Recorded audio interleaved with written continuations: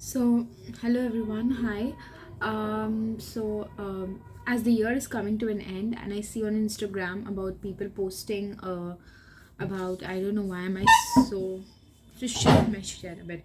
Yes, about people posting. Basically, also let me get comfortable, so I'll put my feet on my lap. Yes. So I see people posting about the books that they have read so far and stuff like that. I'm here to change the narrative a bit. I rather than focusing on the books, which is great obviously if someone has read a lot of books or a couple of books on sorry in this year, then that's so great for them. That's how that they have managed to do that. But I feel like, and I've also been a person who has had that mentality where reading was a kind of race for me, where flaunting or boasting about how many books I've read, how many books I've read, and I have read so and so books. Okay, have you read what's the name of that book? That's Leo Tolstoy's War and Peace. Yes. So have you read War and Peace? Being asked, and coming from an environment of academia where you feel that you need to know everything and anything under the sun. If your professor mentions anything, then you have to know that. So a list of your reading list increases and it increases and it keeps on increasing, and somehow you try to cope up, and then you try to read this and that, and somewhere you're not reading a lot. I mean, you're not reading a lot, or you're reading a lot but you're not reading it properly. So that happens because there's some things that you can read, but it's not possible for you to read a lot, especially again coming from the whole academic environment. I felt like I being being a slow reader, one of the things that I felt was like how to cope up with, you're being told in a lecture, all of a sudden you'll be told you one of the books will be mentioned, and then you will be like, acha, I have to read that book.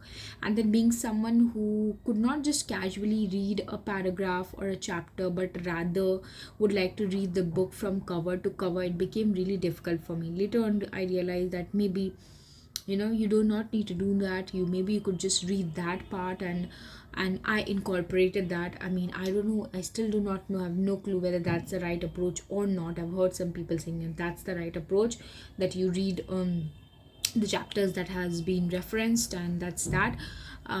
Because in that sense, but then because every book has its own socio-cultural history, the way it has been written, and even scholarly articles. So for instance, if I'm reading one of my favorite scholarly books is Edward Said's Orientalism. So if I'm reading Orientalism, and if I'm reading the later chapters, which I did read for my post call classes, but especially if you are supposed to read the later chapters, then if you're not reading the methodology that he is using, if you're not reading the ways he mentions, these three ways through which he's going to go forward with his research, if you're not reading that, if you're not reading the first chapter, then you might not get the whole essence of the book. So that's there. Maybe if your professor has mentioned or referred to first two to three chapters, maybe that's all right. But with the chapters that comes with the chapters that come later, it becomes a bit difficult. But I still, I mean, I am I still do not know what's the right approach regarding that. But even when we are reading and reading for pleasure, I believe I'm one of those people who believes in slow reading, who believes in proper reading, who believes in, I think it was Bacon who said, and I'm paraphrasing here because I do not exactly remember, like some books are to be just, you have glanced through some books are to be just glance through, some books are to be not read. I'm not exactly sure, I mean, I cannot recall it clearly. And some books are to be soaked. So which book, again, that's one of another approach to reading. So everyone has their own particular approach. But I feel like as an adult, like a person who perhaps doesn't have to doesn't is reading and doesn't have to read in a particular set of way, or doesn't have You basically, you do not need to go under that pressure where you need to know a couple of works or a couple of essays. Like papers, I still feel are fine, because a 30-page paper or 40-page paper is still something that you can cover. But a book, whole of a, and a chapter from a scholarly work, but a whole of a book is difficult, and another novels are difficult. So ultimately you end up being in this cycle where you feel like you don't know enough because you haven't read enough. For instance, again, War and Peace, I still haven't read War and Peace. So, and sometimes I do feel that I should read War and Peace, because everyone, a lot of people have read War and Peace, and that's there. So maybe someday. So that's it. But here I feel that the thing is that it's not about how much you read, it's about how well you read. So it's not about whether you have covered 50 books or whether you have covered two books. The number doesn't matter. And also I feel like one of the things that do not get discussed enough is our life, like how yes, some of us with some of us our lives is books. For some of us the profession itself is, dealing with books, associated with books. So that's there. And even with those people, I think they are not reading everything in anything. I'm sure they have certain obligations and responsibilities, and they can read a certain kind of book, certain amounts of books. And there are certain amounts of book that they cannot read, especially when you are under this whole thing where you have to complete reading this and this, and then you have to do this and this. But anyhow, coming to bookstagram, where you, and you show and you tell that these are my best books, or these are the books that I've read. I do not believe in that kind of concept where you show that these, as if for now I don't as of now I do not believe in that concept where you show like, oh, these are the books.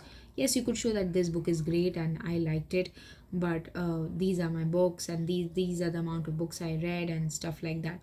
So instead, what I'm going to do today is I'm going to talk about the books with which, because as I was telling, yeah, that all of us are different. All of us, it's not that some of us love books less and some of us loves books more.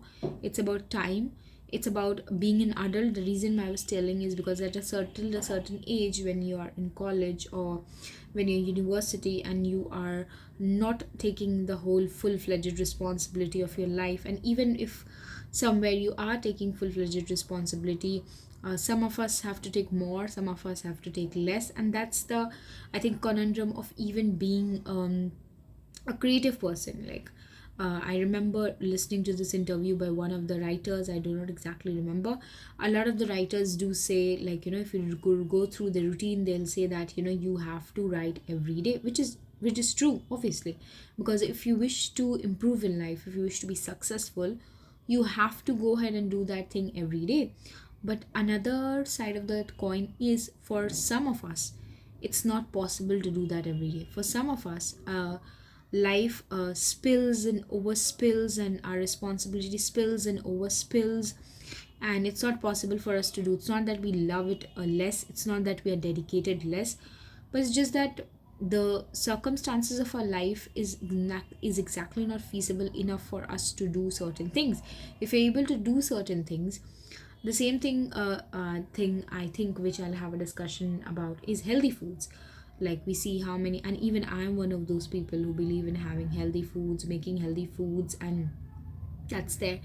And yes, because my relationship with food, especially after my mother has changed a lot.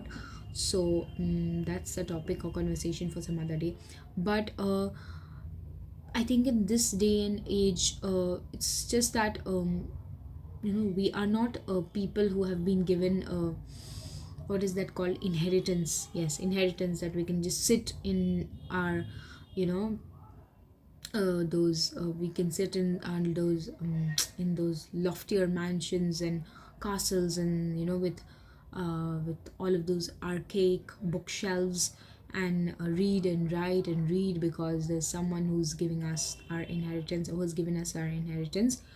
A lot of us are struggling, a lot of us are having responsibilities and other stuff. So And a lot of us do have all of these things and still end up managing to do read books, which is great. But so instead of doing that, like instead of saying, oh, these are the number of books I've read, and honestly I haven't read a lot of books, and honestly I the books that I am reading, being a slow reader, I have not even like, yes, I've completed one, but I'm rereading it again because I believe, again, not I do not believe in just reading it for you just read it and you're done with it. In that case, that's a different kind of reading. You just read it and you know the story and stuff like that.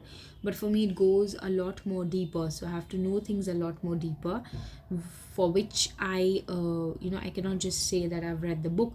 Because for instance, I've read Beljar, just for proving my point, just to substantiate. uh, I have read Beljar twice, but I don't think I can tell that I've still read Beljar because I'm still reading it again. More um, Mostly because of personal commitments and personal and professional obligations. I'm doing it again. But so I cannot say that for me, reading well is this world of rushed, done and dusted productive culture. For me, it's about taking the whole essence of it and trying to create small narratives, trying to challenge all of those all of those larger narratives with smaller patterns and habits, with which you do not follow exactly what is being followed at a large scale. So maybe you beat a little bit of conventionality. Yeah, but then again, maybe end up becoming conventional in beating conventionality. Anyways, who knows? That's cultural studies. um, One of the books that I recently, on my trip to College Street, one of the books, actually my sister wanted to read horror, and and she wanted me to get a book. And honestly, what I did was, I um I was actually I haven't honestly read any short stories of Charles Dickens. I was quite curious. I've read his novels. So, and she told me, you have to get me horror. So I saw this, and being a classic books reader, I just got this. Yeah, so this is Charles Dickens' Best Ghost Stories. And now that I am taking a, like, it's holiday right now, so I'm taking a break from work, so I have time in my hand. Although to be honest, I still haven't started with this, but this seems like a short book. Like, it's around only 273 pages. Yes, 273 pages. So I'm hoping to begin with this, at least complete a bit of it and move with it in the new year. But yeah, so this is one of the books that I'm going to read in 2023, or that I chose for 2023, although I still haven't yet. Then the other book that I have is Howl's Moving Castle. It's one of my favorite animes. I mean, I love it, and I know a lot of you know about that about this. And once I saw the anime, I was oblivious of the fact a couple of months back that there are books also there. So Kiki's Delivery Service, or Howl's Moving Castle, and there's another part for this as well, which has been written by I think Diana Wynne Jones. So I'm going to get that as well. So I have started reading. There's a little bit of difference from the book and the movie, so that's also there, and that's another debate. But yeah, so I've been reading this. I am halfway through the book, but again, this is one of those pleasure reads. So I'm not reading it with a lot of in-depth analysis, but I'm still reading it, and I'm still reading it slowly to take an essence of it. So this is the book that I begin in and that this is the book that I began with in 2023, and most probably I'll go with it in 2024 as well. So that's there. Another book that I've read cover to cover, once for pleasure, once for this that whole slow reading depth analysis thing, and I'm reading it for the third time. But so I think I don't think that I read it. I finished it in, like, I began with this book. Cersei, first of all, is amazing, amazing, amazing. Like, Madeline Miller. I know there's another book by her, that Achilles one, which I am yet to get my hands on. But I do not want to go into that. First, I want to be, drunk on Cersei, and then I'm going to go ahead and, go to that book. And I think she is publishing another book of hers as well, which I think I saw on her Instagram. So anyways, so I have read this, but I wish to read it again, and so I'm going to, like, read it more. And this is one of the books that I read in 2023, and I think I'm going to carry it forward in 2024 as well. So I don't think that books are something that you just, they are a list of tasks that you just tick off. And I mean, how could you? I mean, I feel like they are rather, your companions which stay with you all the time, and you just read them, and these are the books that you just keep on going forward and forward, going back again and again, again and again, again and again, because that's how you read if you have the time to. And then, obviously, I told you about this. I mean, this is an edition that I really love. I got this edition. Before this, I had an ebook of it. I got this edition. It's an illustrated edition, and yeah, it's an illustrated edition, and it's really amazing. I mean, the book is amazing. The edition is also particularly amazing, and it's by Faber. And because it's Platts, I wanted to get it by Faber. And yes, I've read it, I've completed it, but I am going to carry it forward. And book is very close to heart, and I'm going to carry it forward in 2024 as well. So yeah. So if you have to ask me about the best books, I think it's not the best books of 2023, because I'm not following any kind of trend or anything. I think I have become too old to do that. Best books, or books that get I cannot, for some reason I cannot follow, or I don't do that, like following whatever has come out and you rush and you just start reading that. I take my own time, even when it comes to movies and songs and things like that. I just don't. I just take my own time, and then I would do it at some point in time. For instance, I still haven't watched Games of Thrones, and yeah, that's the kind of person I am now, so and this so this is the book. I mean, since Spelljar. So I mean, obviously it's not a book of fiction, but this is amazing. Like, so much of her writing is informed by, like, if you read this, if you read this, then you'll understand this so much better.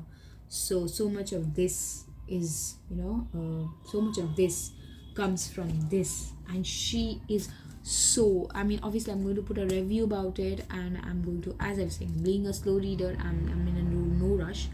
But I'm going to read a extract from here. But she is so eloquent, like so eloquent. I mean, from her journals you can understand why she's the poet that she is. From her journal you get that. Yes. And she's so, what could I say, uh, I really want to go with the word real, but I think that's not appropriate. But she's so, obviously it's her journal, so she has to be vulnerable. But she's so beautifully vulnerable, and that's her beauty. Like, and the way she senses emotions, the way she perceives emotions, the way she, the way she grasps them, and almost like putting an essence, almost like, I mean, I'm at a loss of words here. Uh, Almost like, just caressing through them and then presenting it. So that's so amazing about this woman, because I think a lot of, again, that's a debate, that's a discussion for some other day. And a lot of, you know, a lot of discussion regarding her has been about her personal life. But I think it would be really good if we would just focus on, yes, her personal life is there, but if we just focus on her as a professional person, if it focus on her as a writer and as a poet, and how amazing writer and a poet she is, then I think that would be really great. Because yeah, although reading her journal you get to that, but then there's a lot, I mean, it reflects her professional, although I don't think you can demarcate from professional from personal, but a lot of people focus on her and Weville's and Plath Weville and Hughes relationship, and things like that. So anyways, I think I was reading it yesterday night, but I mean, the way with which she captures the existential dread is mm, is is not only relatable, but is so beautiful. So, and philosophical. So beautiful is there, but philosophical, that's the word that you have to add, I think. Here I am, a bundle of past recollections and future dreams knotted up in a reasonably attractive bundle of flesh. I remember what this flesh has gone through. I dream of what it may go through. I record here the actions of optical nerves, of taste buds, of sensory perceptions. So I dream of what it may go through. I record here, so self, and she's not saying perceptions. I'm recording my perceptions. I record here the actions of optical nerves, of taste buds, and sensory perceptions. So how she's not also saying I'm being descriptive, right? And I think I am but one more drop in the great sea of matter, defined with the ability to realize my existence. Of the millions, I too was potentially everything at birth.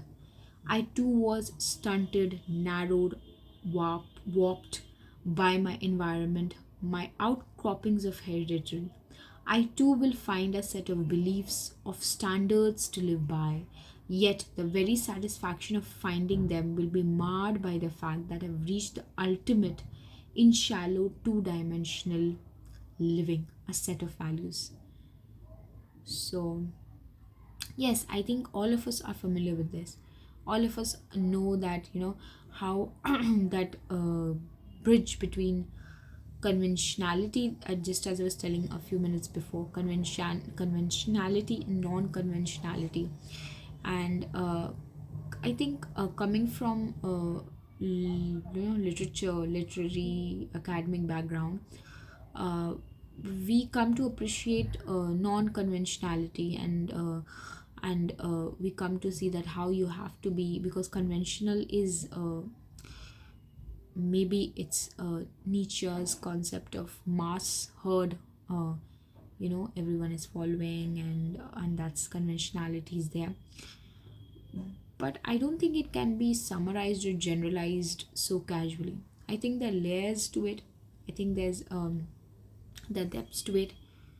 And non-conventionality ends up becoming conventionality. That's the circle that's there also. So, but as she says, I too will find a set of beliefs, of standards to live by, yet the very satisfaction of finding them will be marred by the fact that I have reached the ultimate. So the fear, because I think a lot of us fear the fact that how we do not want to give in, we do not want to be a part of the crowd, how the commonality is so distasteful. I mean, the commonality in the conventional sense is so distasteful.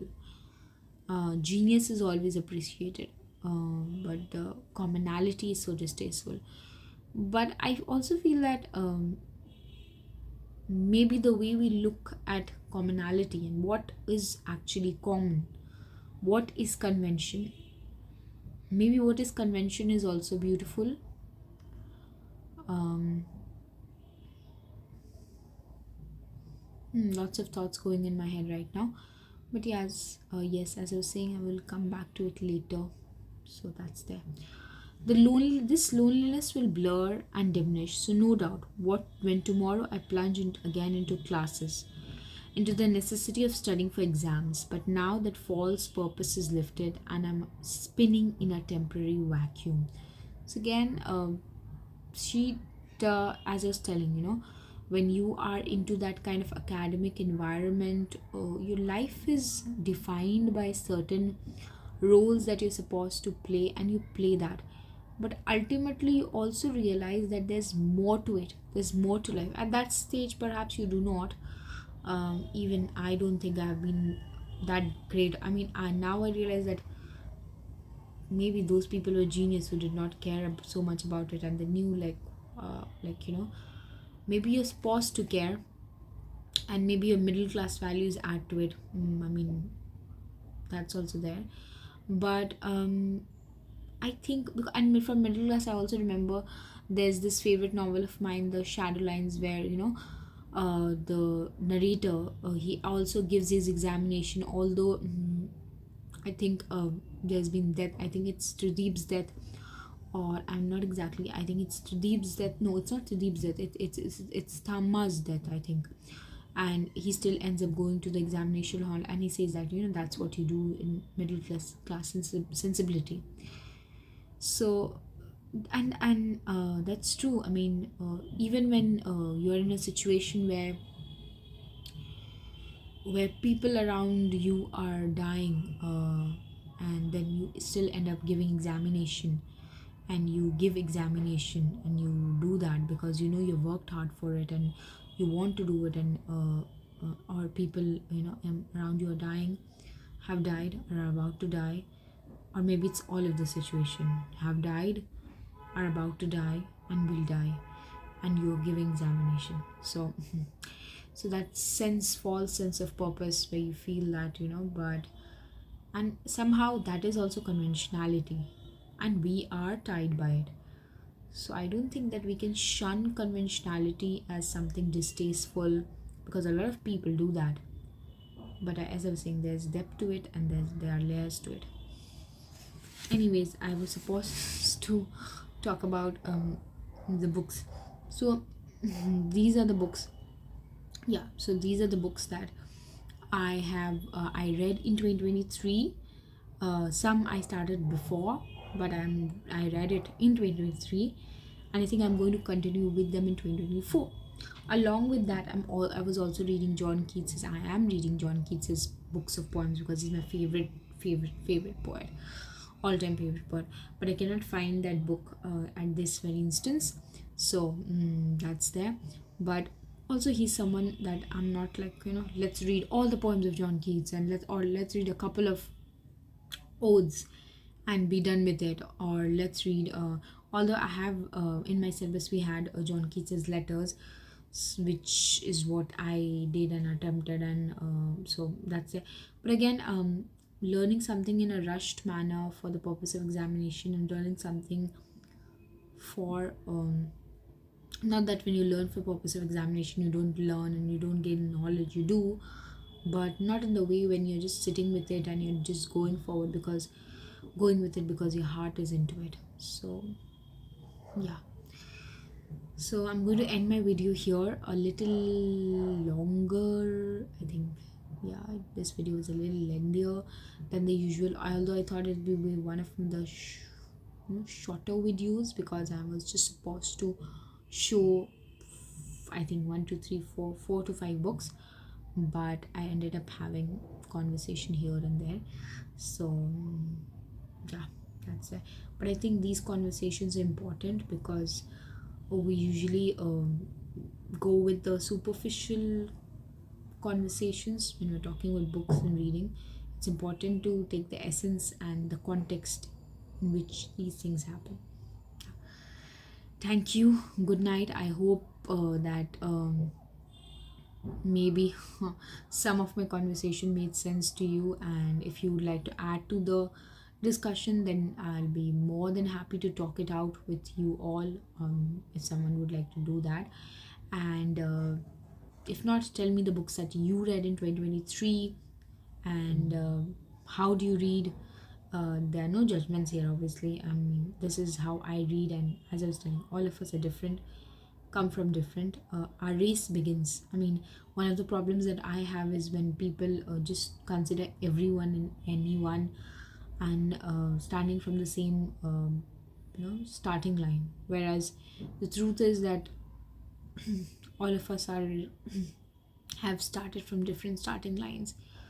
Some of us have been placed in the in the very front. Some of us have come a really long way, and that's why we are tired, and maybe we are not proceeding forward as someone who has just been placed in front, has been prepped up all their life for certain things. So it's I think it's mindful to remember that all of us are coming from different starting lines. Anyway, yeah. So that's that for today, and these are my books, 2023 books which I read, out of which I think Cersei and Beljar would obviously be the Journal of Silver Flower, but I still haven't completed her reading her journal. I don't think I'll be able to complete it so soon, and I'm in no rush to complete it soon. But the Beljar and Cersei, if I have to talk about the best books, then those are the two best books out of the books that I've shown. I mean, yeah, Christmas Carol, sorry, Charles Dickens' ghost stories are also there, but I haven't read it, so I'm going to start and read it. Yeah, bye bye, take care.